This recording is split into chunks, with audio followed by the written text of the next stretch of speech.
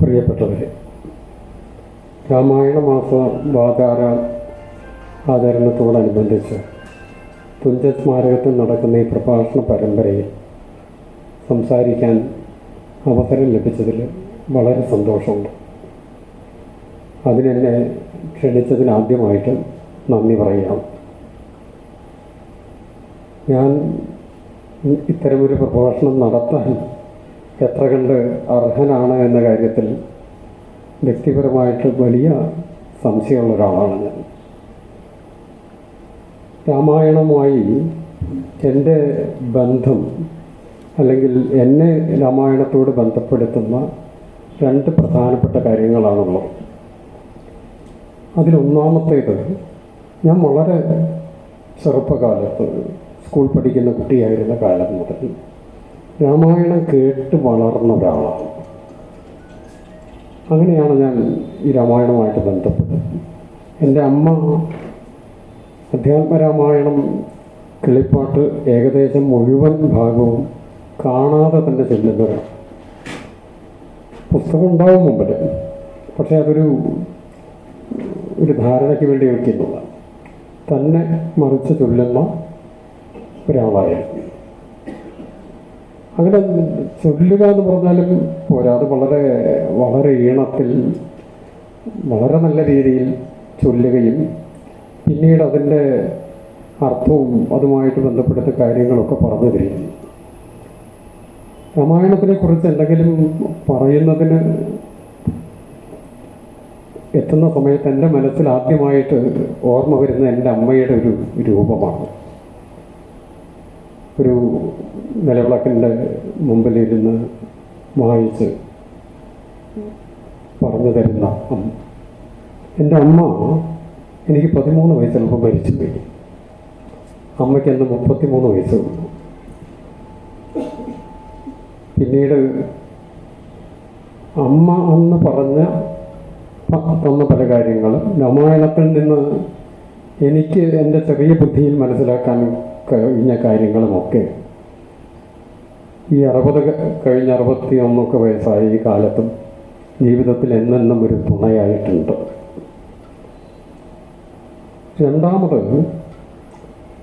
ഒരു എഴുത്തുകാരൻ എന്നുള്ള നിലയിൽ സാഹിത്യരംഗത്ത് ഒരു കഥ എങ്ങനെയാണ് പറയേണ്ടത്, എങ്ങനെ പറയാം, അതിൻ്റെ വ്യത്യസ്തമായ ആഖ്യാന രീതികൾ, അതിൻ്റെ ഭാഷ ഉപയോഗിക്കുന്ന രീതികൾ, ഇതിനൊക്കെ രാമായണത്തേക്കാൾ മികച്ചൊരു പാഠപുസ്തകം ഞാൻ വേറെ കണ്ടിട്ടില്ല. ഞാൻ സാഹിത്യം ഒരു വിഷയമായി പഠിപ്പിക്കുകയോ ഒന്നും ചെയ്തിട്ടുള്ള ആളല്ല. പഠിച്ചതൊക്കെ കണക്കും സയൻസും എക്കണോമിക്സും അങ്ങനത്തെ ഒക്കെ കാര്യങ്ങളായിരുന്നു. എന്നെ സംബന്ധിച്ചിടത്തോളം പിൽക്കാലത്ത് വളരെ വൈകി എഴുതാൻ തുടങ്ങിയ ഒരാളാണ് ഞാൻ. 43 വയസ്സിലൊക്കെയാണ് എൻ്റെ ഒരു പുസ്തകം ആദ്യമായിട്ട് വരുന്നത്. നോവലുകളാണ് അധികം എഴുതിയിട്ടുള്ളത്. അത് എഴുതുന്നതിന് ഒരു ഇതിവൃത്തം നമ്മുടെ മനസ്സിൽ വരുമ്പോൾ അതിനെ എങ്ങനെ ഒരു കഥയുടെ രൂപത്തിലേക്ക് എത്തിക്കണം, അത് എങ്ങനെയായിരിക്കണം അതിൻ്റെ ഒരു ആഖ്യാനം, അതിന് ഭാഷാപരമായിട്ടുള്ളൊരു കൃത്യത തരത്തിലായിരിക്കണം, എങ്ങനെയാണ് വായനക്കാരനോട് നമ്മൾ നമ്മുടെ മനസ്സിലുള്ള കാര്യങ്ങൾ പങ്കുവെക്കേണ്ടത് എന്നീ കാര്യങ്ങളിൽ ഒരു പാഠപുസ്തകം എന്ന് തന്നെ, അതൊരു സാധാരണ പാഠപുസ്തകമല്ല, ഒരു വിശുദ്ധമായ പാഠപുസ്തകമായിട്ടാണ് ഞാൻ രാമായണത്തെ കണക്കാക്കുന്നത്. ഈ രണ്ട് കാര്യങ്ങളാണ് ഇന്ന് നിങ്ങളുടെ മുമ്പിൽ വന്ന് രാമായണത്തെക്കുറിച്ച് എന്തെങ്കിലും പറയാൻ എനിക്കൊരു ധൈര്യം നൽകുന്ന ഘടകം. അമ്മയുടെ രാമായണം വായിക്കുന്നതിനെക്കുറിച്ചുള്ള ഓർമ്മകളും എൻ്റെ എഴുത്തിൽ രാമായണത്തിന് നൽകാൻ കഴിഞ്ഞ സ്വാധീനവും.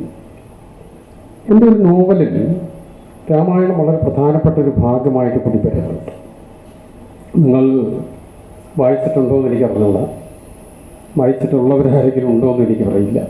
മാമ ആഫ്രിക്ക എന്ന് പറഞ്ഞ നോവൽ.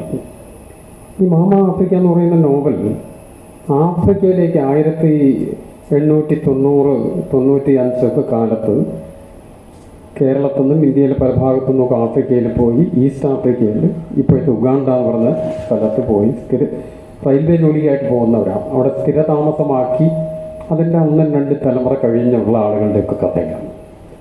പക്ഷേ ഒരു പരപ്പനങ്ങാടിക്കാരനായ പണിക്കർ ഈ പോകുന്ന സമയത്ത് അദ്ദേഹത്തിൻ്റെ കൂടെ കൊണ്ടുപോയ പുസ്തകങ്ങളിൽ ഏറ്റവും പ്രധാനപ്പെട്ട ഒന്ന് രാമായണം. തുഞ്ചത്തെഴുത്തച്ഛൻ്റെ അധ്യാത്മരാമായണവും ചന്ദ്രമേനോൻ എഴുതിയ ഇന്ദുലേഖയും മറ്റ് ചില പുസ്തകങ്ങളൊക്കെ കൊണ്ടാണ് അദ്ദേഹം അവിടെ പോകുന്നത്. മാത്രമല്ല തനിക്കും തൻ്റെ അടുത്ത തലമുറയിലൊക്കെ ഉള്ള ആളുകളിലേക്കും അത് കൈമാറുകയും ചെയ്യുന്നു. വളരെ ഒരു വിശുദ്ധ ഗ്രന്ഥമായിട്ട് അദ്ദേഹം വിക്ടോറിയ തടാകത്തിനരികെയുള്ള ജിഞ്ച എന്ന് പറയുന്ന നൈൽ നദിയുടെ ഉത്ഭവസ്ഥാനമായ ജിഞ്ചയിൽ പണിത തൻ്റെ ഒരു കേരളീയമായ വീട്ടിനകത്ത് ഒരു പൂജാമുറി ഉണ്ടാക്കിയിട്ട് രാമായണത്തിനെ ചുവന്ന പട്ടിൽ പൊതിഞ്ഞ് വെക്കുകയും നിത്യമായി പൂജ ചെയ്യുകയും ചെയ്യുന്ന ആളെ കഥാപാത്രമാണ് അദ്ദേഹം. ആ കഥാപാത്രം എന്നിലേക്ക് വന്നതിന് ഒരുപാട് കാര്യങ്ങളുണ്ട്. ഇന്ന് അത്രയും വിശദമായിട്ട് പോകാൻ അല്ല ഉദ്ദേശിക്കുന്നത്. മറ്റ് ലക്ഷ്മണോപദേശമാണ് പ്രധാന വിഷയം, അതുകൊണ്ട് അതിലേക്ക് പോകുന്നില്ല. അതുമാത്രമല്ല, ആ നോവലിൽ ഒരു അധ്യായത്തിൻ്റെ പേര് എഴുത്താണ്. ഒരു ചാപ്റ്ററാണ് ഈ പറയുന്ന നോവൽ. അത് ഇങ്ങനെ കൊണ്ടുപോയ രാമായണവും അതിൻ്റെ കൂടെ ഉണ്ടായിരുന്ന ഒരു എഴുത്താണിയും പരസ്പരം സംസാരിക്കുന്നതായിട്ടുള്ളൊരു കഥയാണ്. താളിയോലയിൽ എഴുതിയ ഒരു രാമായണ ഗ്രന്ഥവും അത് എഴുതാൻ ഉപയോഗിച്ച എഴുത്താണിയും തങ്ങളുടെ ചരിത്രത്തെ പരസ്പരം സംസാരിച്ചാൽ എങ്ങനെയായിരിക്കും എന്നുള്ള രീതിയിൽ എഴുതപ്പെട്ടുള്ളൂ. ഞാൻ ഇതുകൂടി പറഞ്ഞത് എന്നെ സംബന്ധിച്ചിടത്തോളം എൻ്റെ എഴുത്തിലും പ്രമേയത്തിലും എല്ലാം രാമായണം നിരന്തരമായി പിന്തുടരുന്ന ഒരു ഭാഗമായിട്ട് കൊണ്ടു നടക്കുന്നു എന്നുള്ളതിൻ്റെ ഒരു ഭാഗമായിട്ട് പറഞ്ഞതാണ്.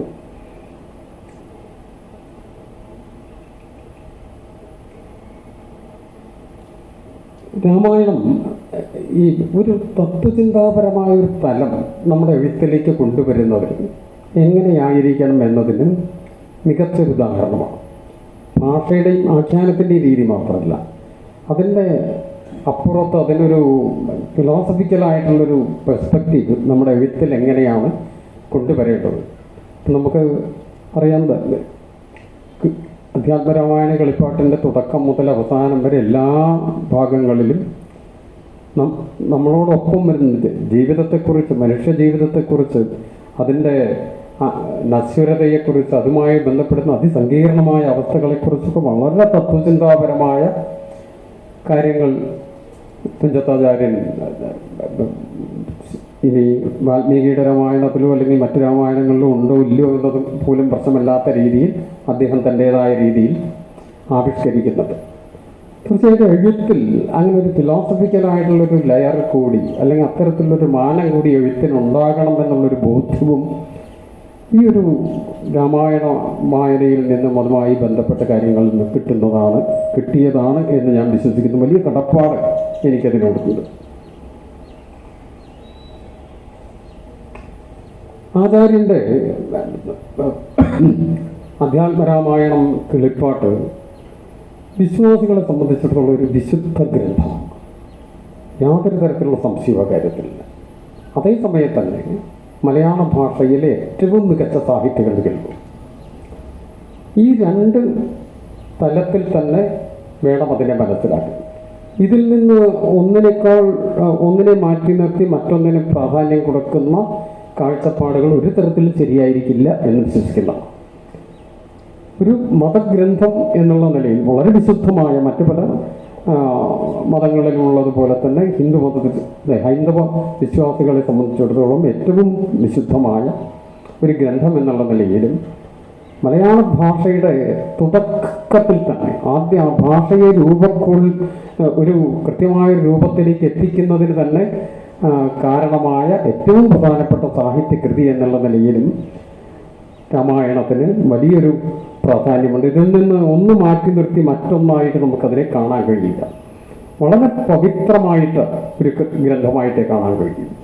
ആ പവിത്രത തന്നെയാണ് രാമായണത്തിന് നൂറ്റാണ്ടുകളായി നമ്മുടെ കേരളീയമായ മലയാളികളായിട്ടുള്ള ആളുകളുടെ ഇടയിൽ ഞാൻ പറയുന്ന എഴുത്തച്ഛൻ്റെ അധ്യാത്മരാമായണം കിളിപ്പാട്ടിനെ കുറിച്ചാണ്. ഇത്രയും ഒഴിവാക്കാൻ പറ്റാത്തത്ര അവരുടെ ജീവിതമായിട്ട് ഇഴുകിച്ചേർന്ന ഒന്നായിട്ട് മാറ്റുന്നത്.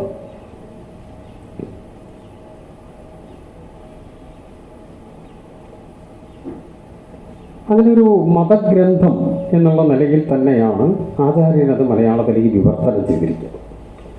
ഞാൻ ഇന്ന് സംസാരിക്കേണ്ട ഒരു ഇതിനെപ്പറ്റി ആലോചിച്ച്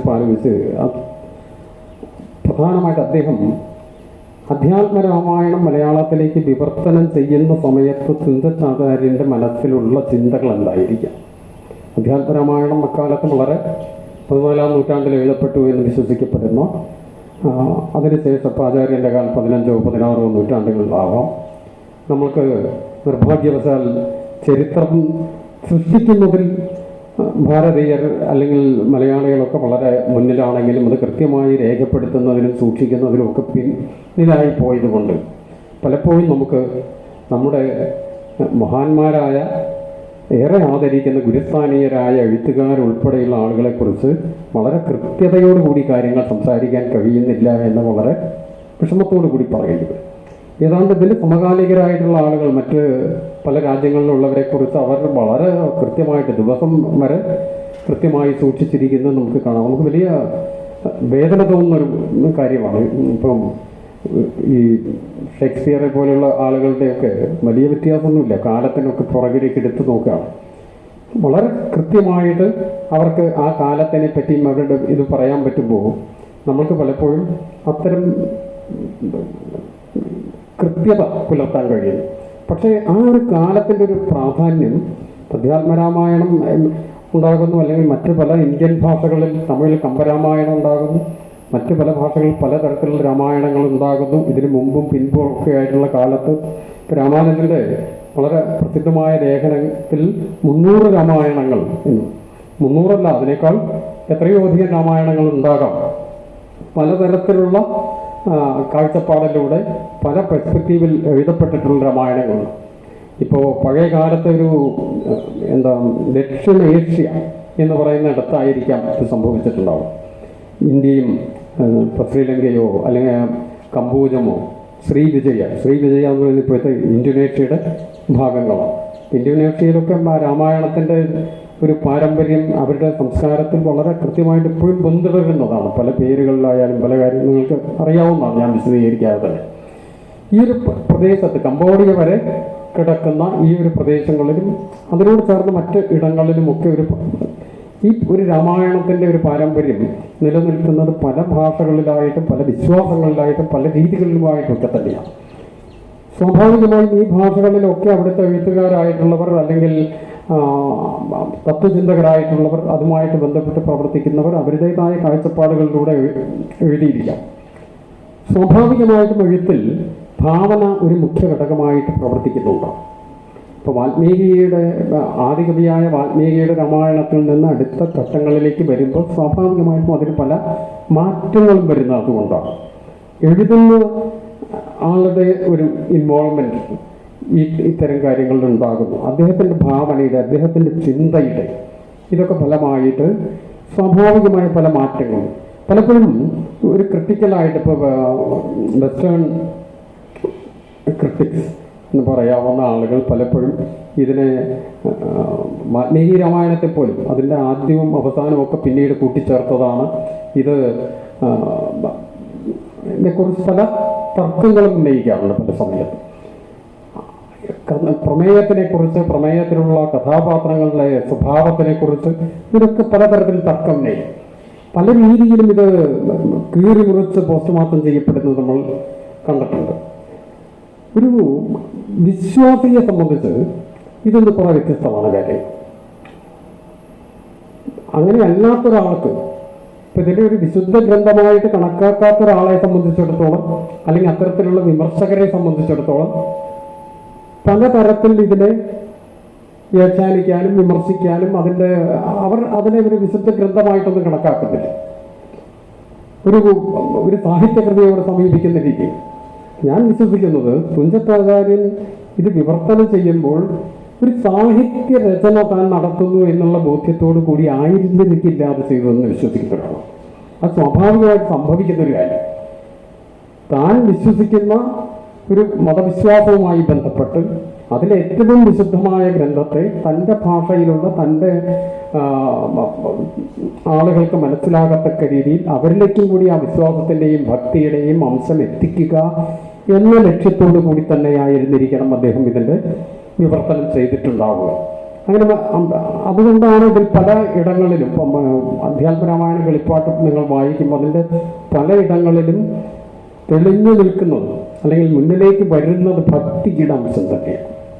ഭക്തിയാണ് ഇതിൻ്റെ അടിസ്ഥാന സ്വഭാവമായിട്ട് എഴുത്തച്ഛൻ്റെ കളിപ്പാട്ടിൽ നമുക്ക് കാണാൻ കഴിയുക. മറ്റെല്ലാ കാര്യങ്ങളെക്കാളും അപ്പുറത്തേക്ക് ഇപ്പം ശ്രീരാമനെ പറ്റി പറയുന്ന സമയത്ത് എവിടെയൊക്കെ പറയുന്നതോ മിനിമം 5 6 ഈരടികളിൽ വളരെ വിശദമായിട്ട് അദ്ദേഹത്തിനെ കുറിച്ചുള്ള പല നാമങ്ങളിലുള്ള സ്തുതിക്ക് ശേഷമാണ് തുടക്കം മുതൽ അവസാനം വരെയുള്ള ഭാഗത്ത് എവിടെയാണെങ്കിലും തുഞ്ചത്താചാര്യൻ അദ്ദേഹത്തിനെ കുറിച്ച് പറയുന്നത്. ഭക്തിയാണ് അതിനെ നയിക്കുന്ന ഏറ്റവും പ്രധാനപ്പെട്ട ഘടകം.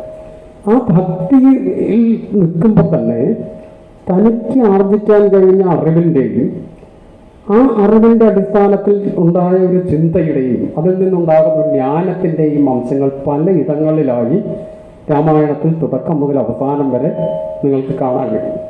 അത് ഏറ്റവും കൂടുതൽ അല്ലെങ്കിൽ ഏറ്റവും ശക്തമായിട്ട് വരുന്നൊരു ഭാഗമാണ് ലക്ഷ്മണോപദേശം എന്ന് വിശ്വസിക്കുന്നതാണ്. രാമായണത്തിൻ്റെ പല ഭാഗങ്ങളിലും പല രീതിയിൽ തത്വചിന്താപരമായിട്ടുള്ള അംശങ്ങൾ നമുക്ക് കാണാൻ കഴിയും. ഞാനത് വിശദീകരിക്കാതെ തന്നെ എൻ്റെ മുമ്പിലിരിക്കുന്ന എല്ലാവരും രാമായണം വിശദമായി വായിക്കുന്നവരും വായിച്ചിട്ടുള്ളവരും വായിച്ചുകൊണ്ടിരിക്കുന്നവരൊക്കെ തന്നെയാണ് നമുക്കറിയാവുന്നൊരു കാര്യമാണ്. പക്ഷേ അത് ഏറ്റവും കൂടുതൽ ദീപ്തമാകുന്നതും ഏറ്റവും നമ്മളെ അത്ഭുതപ്പെടുത്തുന്ന ഒരു തലത്തിലേക്ക് എത്തുന്നതും ഒക്കെ ലക്ഷ്മണോപദേശത്തിലാണ്. എനിക്ക് തോന്നുന്നത് തുഞ്ചത്താചാര്യൻ ലക്ഷ്മണോപദേശം മറ്റ് വാൽമീകി രാമായണത്തിൽ ഉള്ളതിനേക്കാൾ വളരെ വ്യത്യസ്തമായിട്ടാണ് അധ്യാത്മരാമായണത്തിൽ വരുന്നത്, കിളിപ്പാട്ടിൽ വരുന്നത്. അധ്യാത്മരാമായണത്തിൻ്റെ മൂലകൃതി സംസ്കൃതത്തിൽ വായിച്ച് മനസ്സിലാക്കാത്ത ഒരാളാണ്. അതിൻ്റെ ഒരു പരിമിതി എനിക്കുണ്ട്, എനിക്ക് അറിഞ്ഞുകൂടാ. വാൽമീകി രാമായണത്തിൻ്റെ അർത്ഥവും ഇതൊക്കെ വായിച്ച് മനസ്സിലാക്കാൻ ശ്രമിച്ചിട്ടുണ്ട്. അത്തരം വായനയിൽ നിന്ന് എനിക്ക് മനസ്സിലാക്കാൻ കഴിഞ്ഞിട്ടുള്ള കാര്യം, പ്രത്യേകിച്ച് വാൽമീകി രാമായണത്തിൽ അല്ലെങ്കിൽ അത്തരം കൃതികളിലൊക്കെ രാമനെ അല്ലെങ്കിൽ ലക്ഷ്മണനെ മനുഷ്യരുടെ എല്ലാ തരത്തിലുള്ള ശക്തി ദൗർബല്യങ്ങളുമുള്ള ആളുകളായിട്ട് തന്നെയാണ്. വൈകാരികമായ സംഘർഷങ്ങളും മനുഷ്യനെന്നുള്ള രീതിയിലുള്ള ശക്തി ദൗർബല്യങ്ങളും ഒക്കെയുള്ള ആളുകളായിട്ടാണ് ചിത്രീകരിക്കുന്നത്. എന്നാൽ കിളിപ്പാട്ടിലേക്ക് അധ്യാത്മരാമായണം കിളിപ്പാട്ടിലേക്ക് വരുമ്പോൾ തുഞ്ചത്താചാര്യൻ അങ്ങനെയല്ല ചിത്രീകരിക്കുക. ഒരു അവതാര പുരുഷൻ എന്നുള്ള തരത്തിൽ തന്നെയാണ്. ഒരു അവതാര പുരുഷൻ എന്നുള്ള തരത്തിൽ ചിത്രീകരിക്കുകയും അദ്ദേഹത്തിൻ്റെ വാക്കുകൾ അദ്ദേഹം സംസാരിക്കുന്നത് സ്വാഭാവികമായിട്ടൊരു അവതാര പുരുഷൻ സംസാരിക്കുന്ന തരത്തിലേക്ക് തന്നെ ആവുകയും ചെയ്യുന്നു. എന്തുകൊണ്ടാണ് ഇങ്ങനെ സംഭവിക്കുന്നതെന്ന് വെച്ചാൽ അദ്ദേഹത്തിന് കൃത്യമായൊരു ലക്ഷ്യം തൻ്റെ മുമ്പിലുണ്ട് പരിഭാഷപ്പെടുത്തുന്ന സമയത്ത്. താനൊരു മികച്ച സാഹിത്യകൃതി എഴുതാമെന്നോ അല്ലെങ്കിൽ ഒരു മികച്ച സാഹിത്യകൃതി വിവർത്തനം ചെയ്ത് അതിൻ്റെ ആ മികച്ച എന്ന് പറയുന്നതിനുള്ള അളവുകോലുകളൊക്കെ വളരെ വ്യത്യസ്തമാണ്. കാലദേശങ്ങളനുസരിച്ച് മാറുന്ന കാലം. അത്തരത്തിലുള്ള ചിന്തകളല്ല ഒരിക്കലും ആചാര്യനെ അതിന് തയ്യാറാക്കിയിരിക്കുക അല്ലെങ്കിൽ ഇത്തരമൊരു കാര്യം ചെയ്യാൻ അദ്ദേഹത്തിന് പ്രേരിപ്പിച്ചിരിക്കുക. മറിച്ച് സമൂഹത്തിൽ വലിയ തോതിൽ ആർത്തിയും സ്വാർത്ഥതയും അതുണ്ടാക്കുന്ന ഹിംസയും ആകെ പടർന്നു പിടിക്കുന്ന ഒരു കാലത്ത് സമൂഹം വലിയ തോതിൽ മനുഷ്യർ കൊച്ചു കൊച്ചു നാട്ടുരാജ്യങ്ങളായിട്ടും 500 600 ഒക്കെ നാട്ടുരാജ്യങ്ങൾ ഇന്ത്യ രാജ്യത്ത് പലയിടങ്ങളിലായിട്ട് പല രൂപത്തിലുണ്ടായിരുന്നു. ഇതിലൊക്കെ ഉള്ള ആളുകൾ തമ്മിലുള്ള തർക്കങ്ങളും പല രീതിയിലുള്ള സംഘർഷങ്ങളും ഒക്കെ ആയിട്ട് പോകുന്ന അതിൻ്റെ താഴെയുള്ള ആളുകളും ഈ അധികാരത്തിൽ ഇരിക്കുന്നവരുടെ താഴെയുള്ള ആളുകളെല്ലാം സ്വാഭാവികമായിട്ട് അതിൻ്റെ ഇരകളായി ഒക്കെ മാറുന്നൊരു കാലത്ത് മനുഷ്യനെ ആർത്തിയുടെയും സ്വാർത്ഥതയും അതുണ്ടാക്കുന്ന വയലൻസ് നിന്നൊക്കെ മോചിപ്പിച്ച് ഭക്തിയുടെ മാർഗത്തിലേക്ക് ശാന്തിയുടെ സമാധാനത്തിൻ്റെ ഒക്കെ വഴിയിലേക്ക് കൊണ്ടുവരുന്ന ഒരു പ്രക്രിയയാണ് അദ്ദേഹം ചെയ്യുന്നത്. അദ്ദേഹത്തിൻ്റെ വിശ്വാസമനുസരിച്ച് ആ കാലത്ത് നിലനിന്നിരുന്ന ഉറച്ച ഒരു ബോധ്യമനുസരിച്ച് മോക്ഷത്തിനെ തന്നെയാണ് ലക്ഷ്യമാക്കുന്നത്. ആ മോക്ഷത്തിലേക്കുള്ള വഴികൾ എങ്ങനെയാണ് സൽക്കർമ്മങ്ങളിലൂടെ, എങ്ങനെയാണ് ഏറ്റവും നല്ല മാന്യതയോടും മര്യാദയോടും സ്നേഹത്തോടും കൂടി മറ്റുള്ളവരോട് ബഹുമാനത്തോടു കൂടി ജീവിച്ചത് എങ്ങനെ സാധ്യമാക്കാം എന്നതിനെക്കുറിച്ചുള്ള ഒരു വിശദീകരണങ്ങളും ഉപദേശങ്ങളും ഒക്കെ ആയിട്ട് തന്നെ പല കാര്യങ്ങളും. ലക്ഷ്മണോപദേശം എന്ന ഭാഗം വരുമ്പോൾ അത് വളരെ വളരെ കൃത്യമായിട്ട് ഓരോ വരികളിലും നമ്മളിലേക്ക് എത്തുന്നു. അതാണ് ലക്ഷ്മണോപദേശം. എന്നെ സംബന്ധിച്ചിടത്തോളം രാമായണത്തിലെ ഏറ്റവും പ്രധാനപ്പെട്ട ഭാഗമായിട്ട് ഞാൻ കരുതുന്ന ഒരു ഭാഗം ലക്ഷ്മണോപദേശമാകുന്നതിനുമുള്ളൊരു കാരണം. ലക്ഷ്മണോപദേശം 2 ഘട്ടത്തിലായിട്ട് രാമായണത്തിൽ വരുന്നുണ്ട്. ഞാനതിൻ്റെ ആദ്യഘട്ടത്തിൽ അയോധ്യാകാന്ഡത്തിൽ വരുന്ന ഇപ്പം കൈകേയി രാമനെ വനവാസത്തിന് അയക്കണമെന്നും ഭരതനെ രാജാവാക്കണമെന്നും പറഞ്ഞ് പട്ടാഭിഷേകം നിർത്താൻ പറയുകയും തൻ്റെ 2 വരങ്ങളായിട്ട് ഒന്നാമത് ഭരതനെ രാജാവാക്കുക, രണ്ടാമത് രാമനെ വനവാസത്തിന് അയക്കുക എന്ന് 2 വരങ്ങൾ ആവശ്യപ്പെടുകയൊക്കെ ചെയ്തുണ്ടാകുന്ന ഒരു സംഘർഷം. അതാണ് ആ സമയത്ത് ഏറ്റവും ഈ രാമായണ കഥയിൽ ഏറ്റവും പ്രധാനപ്പെട്ട ഒരു വഴിത്തിരിവായിട്ട് വരുന്നൊരു കാര്യം. വളരെ ഗംഭീരമായിട്ട് ശ്രീരാമ പട്ടാഭിഷേകം നിശ്ചയിക്കുന്നു, അതിനുള്ള ഒരുക്കങ്ങൾ നടക്കുന്നു, അതിനുവേണ്ട കാര്യങ്ങളെല്ലാം നടക്കുമ്പോഴാണ് കൈകേയി ഇത്തരം ഒരു കാര്യം. പക്ഷേ ഈ രാമായണത്തിൽ ഉടനീളം നിങ്ങൾ ശ്രദ്ധിച്ചാൽ മനസ്സിലാക്കാൻ കഴിയുന്ന കാര്യം, ഒരു കഥാപാത്രത്തിനെയും പൂർണ്ണമായിട്ടൊരു തെറ്റുകാരനോ തെറ്റുകാരിയോ ആക്കി ആചാര്യൻ അവതരിപ്പിക്കുന്നില്ല. അതിനെല്ലാം കണക്ട് ചെയ്ത് എന്തെങ്കിലും ഒരു കാരണം അപ്പുറത്ത് ഉണ്ടാവും. അത് കൈകേയിയുടെ കാര്യത്തിലാണെങ്കിലും ഇനി മന്ധര വരുന്നതിലാണെങ്കിലും. അപ്പോൾ നമുക്ക് ഇവരാ ഒരു തെറ്റുകാരിയല്ലേ, അവർ മോശപ്പെട്ട ഒരാളാണോ എന്ന് വിചാരിച്ചു നോക്കുമ്പോൾ അല്ല, മറ്റെന്തെങ്കിലും ഒരു കാരണം അതിന് പുറകിൽ വരുന്നത് കൊണ്ടാണ് സംഭവിക്കുന്നത് നമുക്ക് മനസ്സിലാക്കാൻ കഴിയും. അപ്പം അങ്ങനെ തീരുമാനിച്ച സമയത്ത് ലക്ഷ്മണൻ വളരെയധികം ക്രോധത്തോടു കൂടി, വളരെ ദേഷ്യത്തോടു കൂടി പൊട്ടിത്തെറിച്ച്, അക്ഷരാർത്ഥത്തിൽ പൊട്ടിത്തെറിച്ച് തൻ്റെ പിതാവിനെ തന്നെ കൊന്നിട്ടാണെങ്കിലും ഈ അഭിഷേകം നടത്തണം എന്ന് പറയുന്നതിനോട് അനുബന്ധിച്ചാണ് ലക്ഷ്മണോപദേശം ആരംഭിക്കുന്നത്. അത് ലക്ഷ്മണോപദേശത്തിന് തൊട്ട് മുമ്പായിട്ടുള്ള വരികളിലാണ് വരുന്നത്. അത് ഭ്രാന്തചിത്തം ചിതം വൃദ്ധം വസൂചിതം ശാന്തേതരം ത്രപാഹീനം ശഠപ്രിയം ബന്ധിച്ചു താതനെയും പിന്നെ ഞാൻ പരിബന്ധികളായുള്ളവരെയും ഒക്കവേ അന്തകൻ വീട്ടിൽ നയച്ചഭിഷേകം ഒരു അന്തരൻ കൂടാതെ സാധിച്ചു കൊള്ളുമെന്ന്. അപ്പൊ സ്വന്തം അച്ഛനെയാണ് ലക്ഷ്മണൻ പറയുന്നത്.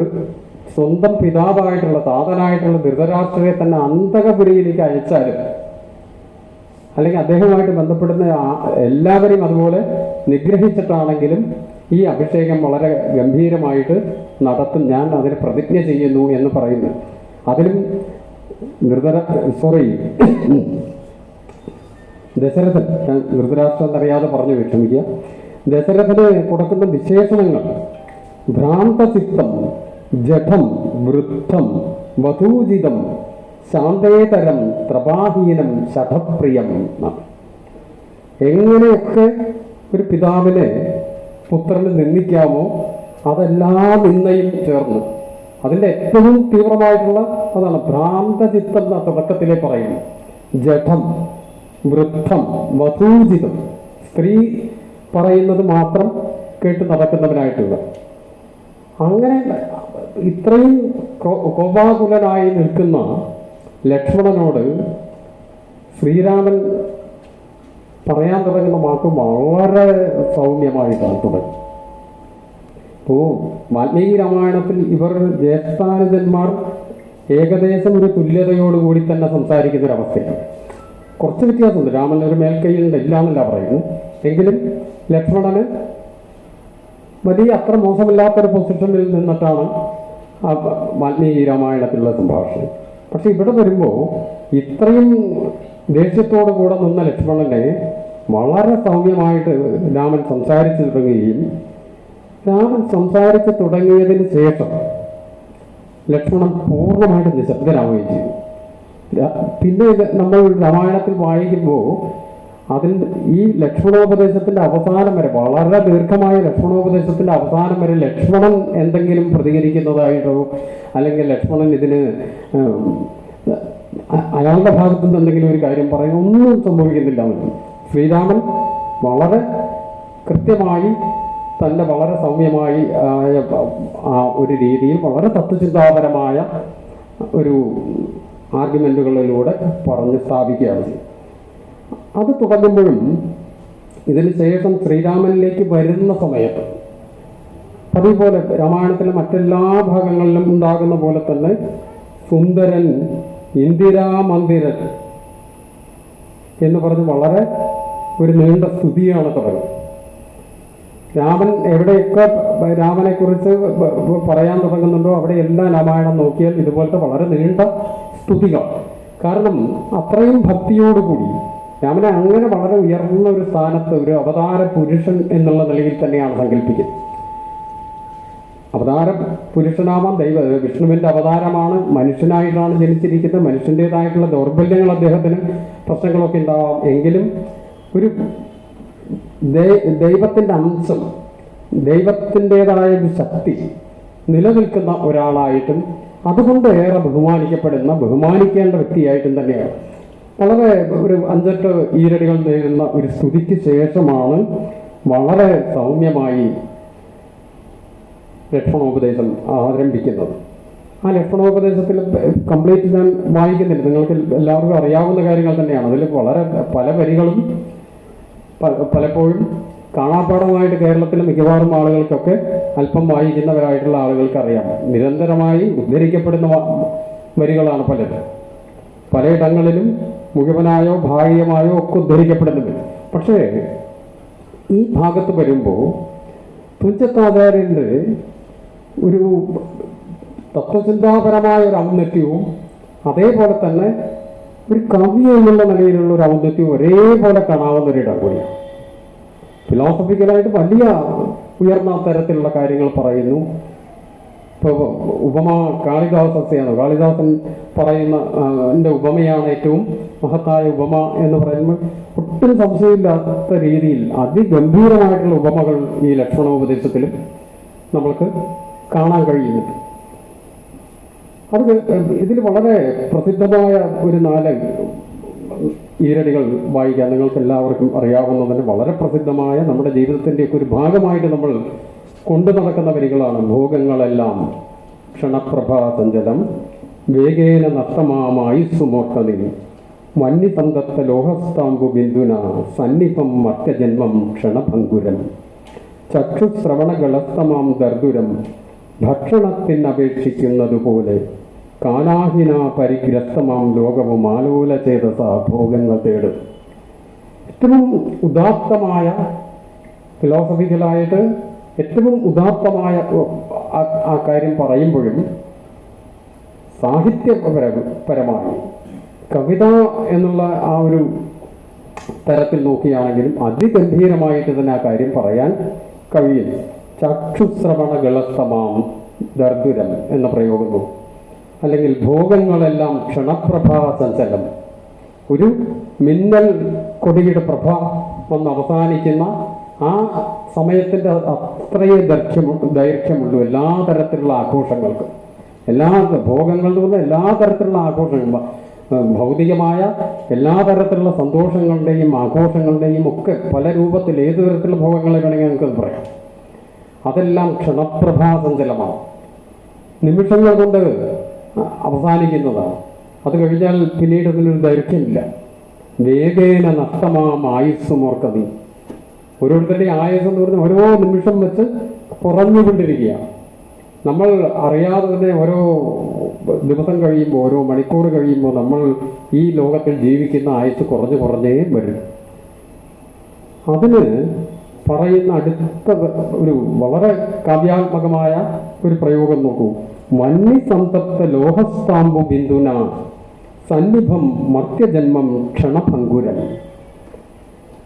തീയിൽ വന്യസന്തപ്ത ലോഹസ്താംബു ബിന്ദുന, തീയിൽ വെച്ചിരിക്കുന്ന ഒരു ഇരുമ്പ് പാത്രമോ ഇരുമ്പ് കഷ്ണമോ എന്തെങ്കിലും ചുട്ടു പഴുത്തു നിൽക്കുന്ന അതിലേക്ക് ഒരു തുള്ളി വെള്ളം വീഴുമ്പോൾ, വെള്ളം വീഴുന്നത് പോലെ അത് നിമിഷങ്ങൾക്കുള്ളിൽ ആവിയായി അപ്രത്യക്ഷമാകും.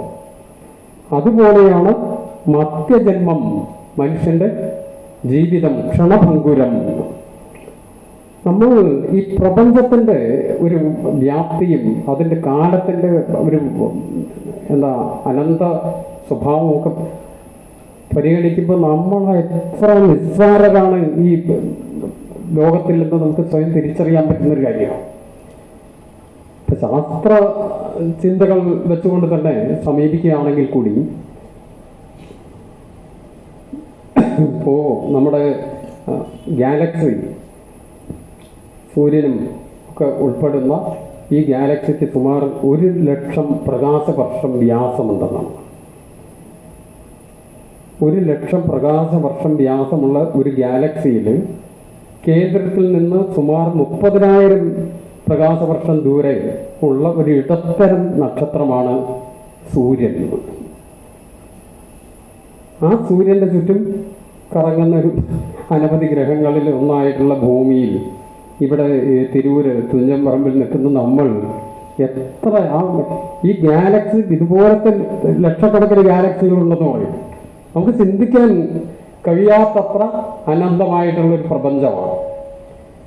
കാലവും ഇതുപോലെ അനന്തമാണ്. എത്രയോ ലക്ഷം കൊല്ലങ്ങൾക്ക്, കോടികണക്കിന് കൊല്ലങ്ങൾക്ക് മുമ്പ് ആരംഭിച്ച് ഇനി എത്രയോ കോടിക്കണക്കിന് കൊല്ലങ്ങളിലേക്ക് പോകുന്നു. ഇപ്പോൾ അടുത്തിടയ്ക്ക് ഒരു ടെലസ്കോപ്പിൽ നിന്ന് വന്ന ചിത്രങ്ങളൊക്കെ നിങ്ങൾ സോഷ്യൽ മീഡിയയിലും പത്രത്തിലും ഒക്കെ കാണാം. പ്രപഞ്ചത്തിൻ്റെ ആ പ്രപഞ്ചം എന്ന് പറയുന്ന വലിയൊരു അത്ഭുതത്തിൻ്റെ മുമ്പിൽ നമ്മൾ വളരെ വളരെ നിസ്സാരമായിട്ടുള്ളതാണ്, ഒന്നുമില്ല നമ്മൾ. അപ്പോൾ വലിയൊരു ആനയുടെ താഴെ ഒരു ഉറുമ്പ് നിന്ന് ആനയെ നോക്കുന്ന പോലെ ആണ് നമ്മൾ ഈ പ്രപഞ്ചത്തിനെ കാണുന്നതൊക്കെ. മനുഷ്യനെന്നുള്ള നിലയിൽ നമ്മൾ ഒരുപാട് കാര്യങ്ങൾ നേടിയെന്നോ അല്ലെങ്കിൽ പഠിച്ചോ അറിവോ അന്വേഷണമോ ഗവേഷണമോ ഒക്കെ നടത്തി ഒരുപാട് കാര്യങ്ങൾ നേടിയെന്നൊക്കെ നമ്മൾ അലങ്കരിക്കുമ്പോഴും പ്രപഞ്ചത്തിൻ്റെ മുമ്പിൽ നമ്മൾ നേടിയ നേട്ടങ്ങൾ വളരെ വളരെ നിസ്സാരമാണെന്നത് യാഥാർത്ഥ്യമുണ്ട്. പലപ്പോഴും പ്രകൃതിക്ക് അല്ലെങ്കിൽ പ്രപഞ്ചത്തിന് നമ്മളെ ഒന്ന് വിറപ്പിച്ച് വിടാൻ പറ്റാറുണ്ട്. അത് നമ്മൾ കുറച്ച് കാലം മുമ്പ് കണ്ടതാണ്. എല്ലാ നേട്ടങ്ങളും നേടിയതും ഒരു സൂക്ഷ്മാണുവിൻ്റെ മുമ്പിൽ പൂർണ്ണമായിട്ടല്ലെങ്കിൽ കുറച്ച് കാലമെങ്കിലും നമ്മളെല്ലാവരും വല്ലാതെ വിറച്ചു പോയതും നമ്മൾ കണ്ടതാണ്.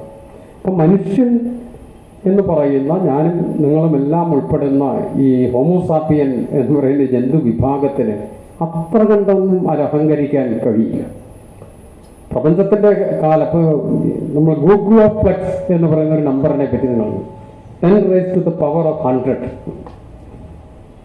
100 പവറിലേക്ക് ⁻⁴ എത്ര പൂജ്യങ്ങളായിരിക്കണം ഒന്നിന് നേരെ ഇടുന്നത്? നമുക്ക് ചിന്തിക്കാൻ പറ്റുമോ അങ്ങനത്തെ ഒരു സംഖ്യയെപ്പറ്റി? അതിനേക്കാൾ അപ്പുറത്താണ് പ്രപഞ്ചത്തിൻ്റെ വലുപ്പം എന്ന് പറയുന്നത്. ഇതിൽ കാലത്തിനെ കുറിച്ച് നമുക്ക് ചിന്തിക്കാൻ പറ്റുമോ? എത്രയോ നിസ്സാരമായി പോകുന്ന ആ മനുഷ്യൻ്റെ നിസ്സാരതയെക്കുറിച്ച് നമ്മളെ ശരിക്ക് ബോധവാന്മാരാക്കുന്ന, ചിന്തിപ്പിക്കുന്ന, അതിൽ അഹങ്കരിക്കുന്നതിൽ ഈ ചെറിയ നേട്ടങ്ങളിൽ അഹങ്കരിക്കുന്നതിൽ ഒരർത്ഥമില്ലാതെ നമ്മളെ ബോധിപ്പിക്കുന്ന ചിന്തകൾ കൂടിയാണ് ഈ വരികളിൽ കൂടി വരുന്നത്. ഒരു വലിയൊരു സമുദ്രത്തിൽ നിന്ന് കയ്യിൽ കോരിയെടുത്താൽ കിട്ടുന്ന വെള്ളത്തിൽ ഉള്ള അത്ര പോലും പ്രപഞ്ചത്തിനെ കുറിച്ചുള്ള അറിവ് നമുക്ക് ഇല്ല.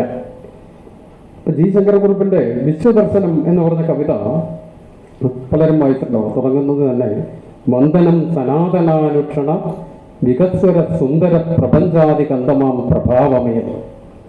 സനാതനവും അനുക്ഷണ വികസ്വരവുമായ സുന്ദര പ്രപഞ്ചത്തിൻ്റെ മുമ്പിൽ തലകുനിക്കുന്നു.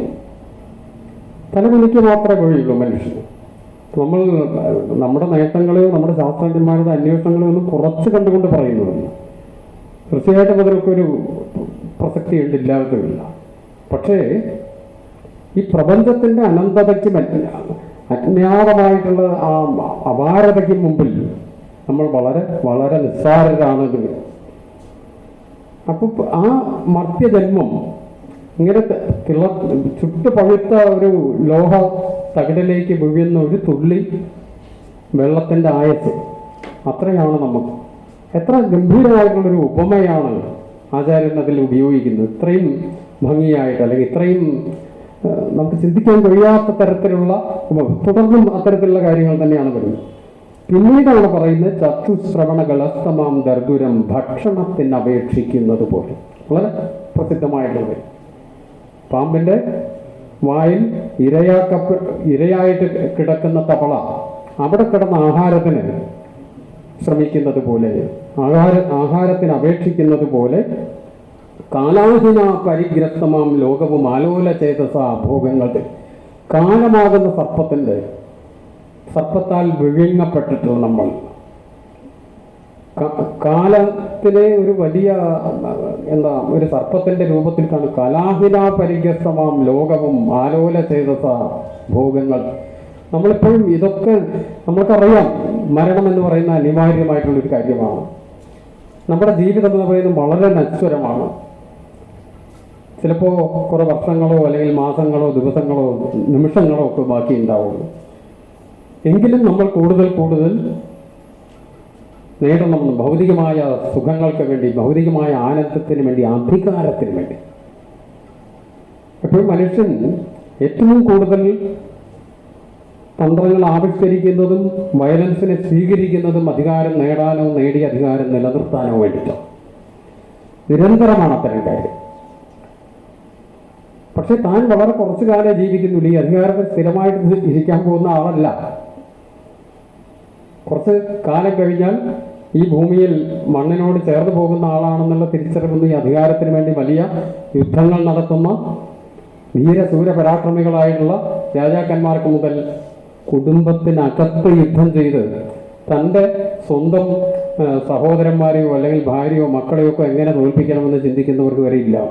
അത്രയും ഹിംസാത്മകമായിട്ടുള്ളൊരു കാലത്ത്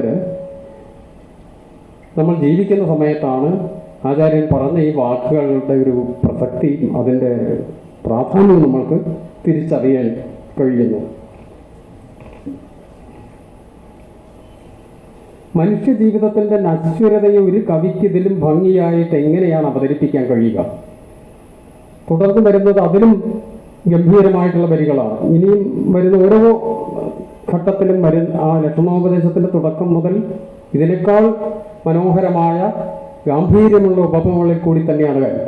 പക്ഷെ സ്വാഭാവികമായിട്ട് അപ്പോൾ നമ്മുടെ മനസ്സിൽ തോന്നാവുന്നൊരു ചോദ്യമുണ്ട്. വളരെ ക്രുദ്ധനായി സ്വന്തം പിതാവിനെ നിഗ്രഹിക്കാൻ തയ്യാറായി നിൽക്കുന്ന അനുജനെ ശാന്തനാക്കാൻ പോകുന്ന ഒരാൾ ഇങ്ങനെ കടുത്ത ഫിലോസഫി പറഞ്ഞാൽ ഈ അനുജൻ ശാന്തനാവാൻ സാധ്യതയുണ്ടോ? സ്വാഭാവികമായിട്ട് നമുക്ക് തോന്നാവുന്നൊരു സംശയമാണ്. ഇയാളിപ്പോൾ കൊന്നുകളഞ്ഞ് വേറെ പട്ടാഭിഷേകം നടത്തും എന്ന് പ്രതിജ്ഞ എടുത്തിട്ടാണ് നിൽക്കുന്നത്. അദ്ദേഹത്തിനോടാണ്, അതും അത്ര ലളിതമല്ലാത്ത ഭാഷയിൽ വളരെ സങ്കീർണമായ ഉപമകളോട് കൂടിയിട്ടൊക്കെ ശ്രീരാമൻ സംസാരിക്കുമ്പോൾ അത് കേട്ട് അദ്ദേഹത്തിൻ്റെ ദേഷ്യമെല്ലാം ഒതുങ്ങി സമാധാനത്തിലെത്തുമോ എന്നൊരു സംശയം സ്വാഭാവികമായിട്ട് ഉന്നയിക്കും. പക്ഷേ തുഞ്ചത്താചാര്യൻ രാമായണം എഴുതുന്ന കാലവും സാഹചര്യവും മനസ്സിലാക്കിയാൽ ആ ചോദ്യം അപ്രസക്തമാണെന്ന് വെച്ചു. കാരണം ഭാരതത്തിലാകമാനം എല്ലാ ഭാഷകളിലും ഉയർന്നു വന്ന ഭക്തി പ്രസ്ഥാനത്തിൻ്റെ തുടർച്ചയായിട്ട് തന്നെയാണ് മലയാളത്തിൽ അധ്യാത്മരാമായണം കിളിപ്പാട്ടിൻ്റെ പരിഭാഷയുണ്ടാകുന്നത്. അത് 5-6 നൂറ്റാണ്ടുകൾ നീണ്ടു നിൽക്കുന്ന ഒരു പ്രോസസ്സാണ്. തമിഴിൽ ആണ്ടാളിൻ്റെയോ അല്ലെങ്കിൽ അതേപോലത്തെ മറ്റ് പല ഭാഷകളിലും പലതരത്തിലുള്ള എഴുത്തുകാരിലേക്ക് പോകുന്നത്. അത് പലപ്പോഴും 10-ാം നൂറ്റാണ്ടിൽ, 9-ാം നൂറ്റാണ്ടിൽ, 11-ാം നൂറ്റാണ്ടിലൊക്കെ വരും. ഇതിനൊക്കെ ശേഷം ഒരു 15-ാമത്തെ നൂറ്റാണ്ടിലേക്ക് എത്തുമ്പോൾ അതിൻ്റെ ഒരു തുടർച്ചയായിട്ട് തന്നെയാണ് ഈ കാര്യങ്ങൾ സംഭവിക്കുന്നത്. അങ്ങനെ ആ ഒരു കാലത്ത് ഞാൻ നേരത്തെ സൂചിപ്പിച്ച പോലെ അദ്ദേഹത്തിൻ്റെ മുമ്പിലുണ്ടായിരുന്ന സാമൂഹിക യാഥാർത്ഥ്യങ്ങൾ എന്ന് പറയുന്നത് വളരെ ദുരാചാരങ്ങളിൽ കുടുങ്ങിപ്പോയൊരു ജനസമൂഹം, വളരെ ഭീകരമായ ആചാരങ്ങളിലും വലിയ ഹിംസാത്മകമായ ജീവിതക്രമവും അനുസരിച്ച് മുന്നോട്ട് പോയിരുന്നൊരു സമൂഹം. അവർക്കിടയിൽ വലിയ തോതിൽ കത്തിപ്പടർന്നിരുന്ന ഒരു വയലൻസ്, ഇതിൽ നിന്ന് അവരെ ശാന്തിയിലേക്ക്, സമാധാനത്തിലേക്ക്, പരസ്പര വിശ്വാസത്തിലേക്ക് ഒക്കെ എത്തിക്കുന്ന, അല്ലെങ്കിൽ മോക്ഷത്തിനെക്കുറിച്ച് അവരെ മനസ്സിലാക്കി കൊടുക്കുന്ന അതിൻ്റെ ഒരു ഉത്തരവാദിത്വമാണ് അദ്ദേഹത്തിനുള്ളത്. താൻ എഴുതുന്ന ഈ കൃതി പരിഭാഷപ്പെടുത്തുന്നതും അല്ലെങ്കിൽ കിളിപ്പാട്ട് എഴുതുന്നതിൻ്റെ ഉദ്ദേശം തന്നെ സമൂഹത്തിലേക്ക് ഭക്തി എത്ര കണ്ട് ആളുകളിലേക്ക് എത്തിക്കാൻ കഴിയുമെന്നതിൻ്റെ ശ്രമവും കൂടിയാണ്. അങ്ങനെയുള്ളൊരു സമയത്ത് ഈ അവസരത്തിൽ പരമാവധി വിശദീകരിച്ചുകൊണ്ട് കാര്യങ്ങൾ പറയുക തന്നെ വേണം. അപ്പോൾ വാസ്തവത്തിൽ ലക്ഷ്മണനെ എങ്ങനെ ശാന്തനാക്കും എന്നുള്ള രാമന്റെ മുമ്പിലുള്ള ചോദ്യത്തിനേക്കാൾ ആചാര്യന്റെ മുമ്പിൽ ഉണ്ടാകുന്ന വെല്ലുവിളി ഈ സമൂഹത്തിൽ വ്യാപകമായി പടർന്നു പിടിച്ചിരിക്കുന്ന ഹിംസയും അല്ലെങ്കിൽ അതുമായി ബന്ധപ്പെടുന്ന എല്ലാ അക്രമവും അനീതികളിൽ നിന്നും മനുഷ്യരെ എങ്ങനെ നന്മയിലേക്കും സ്നേഹത്തിലേക്കും പരസ്പര വിശ്വാസത്തിലേക്കും നയിക്കുമെന്നുള്ളൊരു ചലഞ്ചാണ്. അപ്പം അതിന് ഒരു ഉത്തരം നൽകണമെങ്കിൽ സ്വാഭാവികമായി വിശദീകരിക്കേണ്ട ഒരുപാട് കാര്യങ്ങളുണ്ട്. അത്തരം കാര്യങ്ങളാണ് ലക്ഷ്മണോപദേശത്തിൻ്റെ ബാക്കി ഭാഗങ്ങളിലും അദ്ദേഹം വളരെ വിശദമായിട്ട് പറഞ്ഞുകൊണ്ടിരിക്കുന്നത്. പാന്തർ പെരുവഴി അമ്പലം തന്നിലെ താന്തരായി എന്ന് തുടങ്ങുന്ന അതും വളരെ പ്രസിദ്ധമാണ്. ഞാനിപ്പോൾ നിങ്ങൾക്ക് പറയുന്നതെല്ലാം നിങ്ങൾക്ക് എന്നേക്കാൾ കൂടുതൽ അറിയാവുന്ന ഭാഗങ്ങളാണ്. അത്രയും ഭംഗിയായിട്ട് എങ്ങനെ മനുഷ്യ ജീവിതത്തെ പറ്റി പറയാൻ പറ്റും കവിക്ക്. പെരുവഴി അമ്പലത്തിലെ പാന്തരെ പോലെ വന്ന് കുറച്ചു കാലം അവിടെ ഇരിക്കുന്നു, അത് കഴിഞ്ഞ് പിരിഞ്ഞു പോകുന്നു. പരസ്പര ബന്ധങ്ങൾ, ഭാര്യ, മക്കൾ, അച്ഛൻ, അമ്മ, സഹോദരൻ, സഹോദരി എന്നുള്ള അതൊന്നും ശാശ്വതമല്ലാത്ത കാര്യങ്ങൾ. നമ്മളൊരു നിമിഷം ഈ ലോകത്തിലേക്ക് വരികയും പിന്നീട് നമ്മുടെ സമയം അവസാനിക്കുമ്പോൾ തിരിച്ച് പോവുകയും ചെയ്യുന്നതാണ്. ജീവിതത്തിൽ ആർത്തിയോടെ വലിയ ഹിംസകൾ നടത്തി നേടിയെടുക്കുന്ന അധികാരമോ അല്ലെങ്കിൽ ഭൗതികമായിട്ടുള്ള സമ്പത്തോ ഒന്നും കൊണ്ടുപോകാൻ കഴിയാതെയാണ് പോകുന്നത് സാർ. വലിയ കോടിക്കണക്കിന് സ്വത്ത് സമ്പാദിച്ച് വെച്ചിട്ടുള്ള മഹാരാജാക്കന്മാരോ അല്ലെങ്കിൽ അത്തരത്തിലുള്ള ആളുകളോ ഒക്കെ ഒന്നുമില്ലാതെ തിരിച്ചു പോകുന്ന, അനശ്വരമായിട്ടൊന്നും നിൽക്കുന്നില്ല. ഭൗതികമായ നേട്ടങ്ങളെല്ലാം തന്നെ നശ്വരമാണ്, അപ്രത്യക്ഷമായി പോകുന്ന കാര്യങ്ങളാണ്. അപ്പം അതിനെ സൂചിപ്പിക്കുന്ന തരത്തിൽ പറയുന്ന വാക്കുകൾ, അതുപോലെ മനുഷ്യൻ്റെ ശരീരത്തിൻ്റെ ഇതും പറയുന്നുണ്ട്.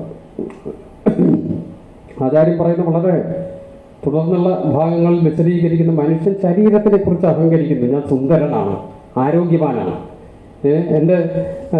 എനിക്ക് നേടാൻ കഴിയാത്തതൊന്നും ഇല്ല എന്ന്.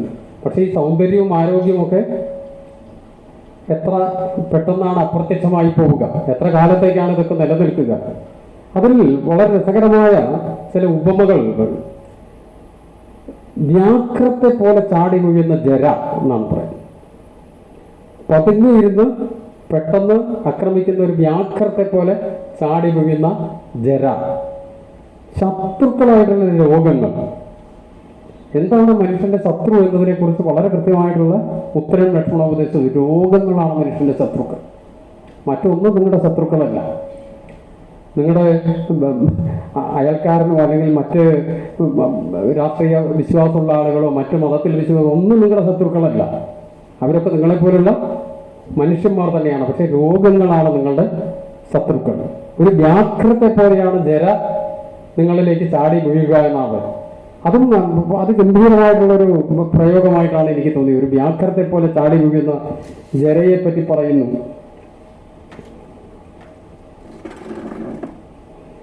ഞാനിത്തരം കാര്യങ്ങൾ പറഞ്ഞപ്പോൾ വയലാർ എഴുതിയൊരു വരിയാണ് ആലോചിച്ചത്. കാലമാണ് അവിശ്രമം പായുമെന്നച്ചും സ്നേഹജ്വാലയാണ് അതിൽ കാണും ചൈതന്യം സനാതനം.